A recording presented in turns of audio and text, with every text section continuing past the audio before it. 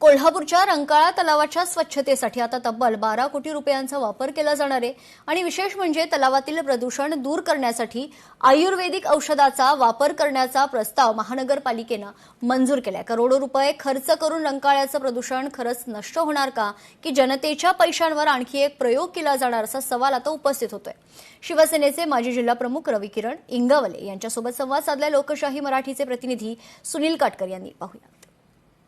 कोल्हापुरातील ऐतिहासिक रंकाळा म्हणून आपण पाहिलं जातं आणि ह्याच रंकाळ्याला आता प्रदूषण मुक्त करण्यासाठी 12 कोटीचं टेंडर पास करण्याचा खाट महापालिकेने घातलेला आहे आणि त्यालाच विरोध करण्यासाठी माजी जिल्हा प्रमुख रविकिरण निंगोले यांच्याशी आपण बातचीत करणार आहे। माझा मूळ मुद्दा काय, 12 कोटी रुपयाचं औषध असं कसलं असतं की ज्यानं रंकाळा स्वच्छ होणार?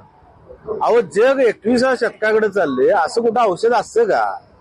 आपण पाण्याच्या टाकीमध्ये आपापल्या घरातल्या पाण्या टाकी असेल, आपण स्वच्छ करण्यासाठी आपण पाण्यात उतरतो, टाकीत उतरतो, त्याशिवाय ती टाकी स्वच्छ होत नाही आणि हे औषधानं कोण स्वच्छ करणार? माझं त्या अधिकाऱ्यांना म्हणणं असं आहे की जोपर्यंत रंकाळ्यातील सांडपाणी तुम्ही बंद करत नाही आणि ते फिल्ट्रेशन प्लॅनद्वारे स्वच्छ करत नाही तोपर्यंत त्यांनी असलं कसलंही टेंडर काढू नये।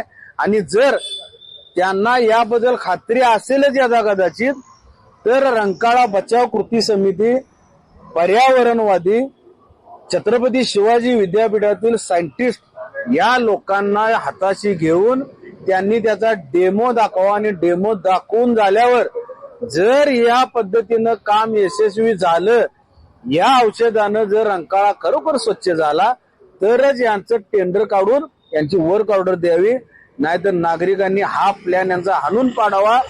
या प्लॅन मध्ये आणखीन एक डिफेंडर किंवा असे प्लॅन जर बाहेर आले तर पुन्हा एक हेलिकॉप्टर बाहेर पडेल, याची दक्षता कोल्हापूरवासियांनी घ्यावी। सुनील काटकर, लोकशाही मराठी, कोल्हापूर।